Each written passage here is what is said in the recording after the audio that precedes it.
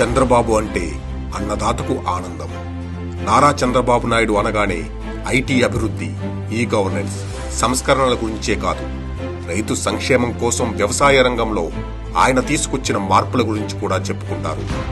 ఉమ్మడి రాష్ట్ర ముఖ్యమంత్రిగా చంద్రబాబు గారు ఏర్పాటు చేసిన సాగునీటి సంఘాలు, రైతుమిత్ర సంఘాల ఏర్పాటు, బంజరు బీడు భూములను సస్యశ్యామలంగా మార్చిన వాటర్ షెడ్ కార్యక్రమం, సుస్థిర జల సంరక్షణ, సమర్థ నీటి వినియోగం లక్ష్యంగా చేపట్టిన నీరు మీరు, రైతు బంధు పథకాలు వ్యవసాయ రంగంలో అద్భుతాలు. బిందు సేద్యం, సూక్ష్మ సాగు పద్ధతులను ఆనాడే ప్రవేశపెట్టి సాగు విప్లవాన్ని తెచ్చారు చంద్రబాబు. రైతు బజార్లు అంటేనే చంద్రబాబు గుర్తొస్తారు.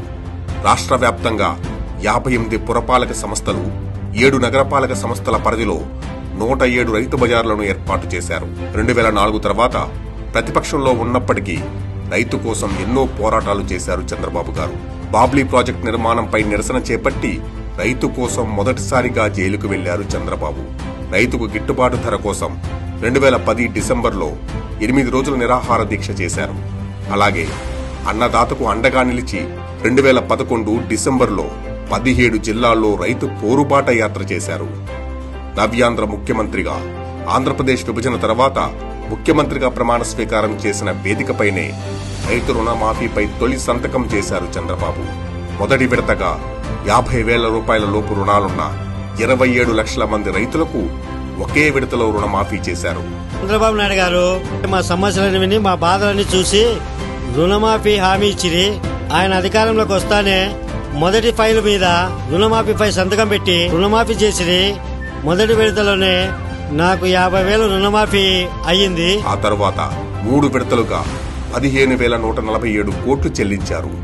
కౌలు రైతులకు కూడా రుణమాఫీ కింద 3,098 కోట్లు ఇవ్వటం దేశంలోనే ఒక చరిత్ర.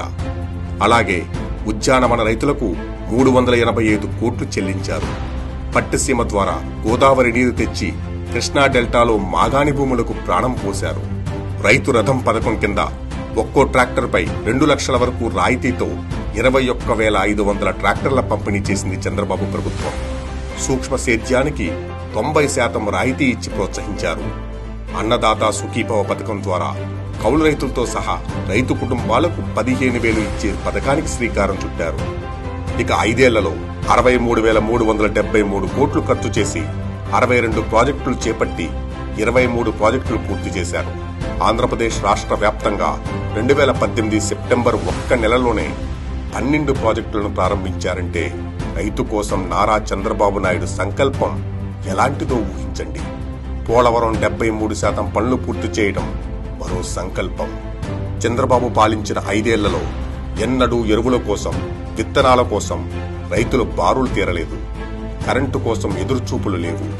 అప్పట్లో చంద్రబాబు ఇచ్చిన డ్రిప్ ఇరిగేషన్ సబ్సిడీ సీమ రైతులకు చాలా మేలు చేసింది.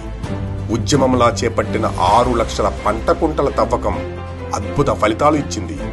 ఎన్టీఆర్ జలసిరి, నీరు చెట్టు, భూసార కార్డులు, పొలం పిలుస్తోంది, చంద్రన రైతు క్షేత్రాలు, సూక్ష్మ పోషకాలకు రాయితీలు, జీరో బడ్జెట్ ప్రకృతి వ్యవసాయం వంటి ఎన్నో పథకాలు రైతుల నోటిళ్లలో సిరులను కురిపించాయి.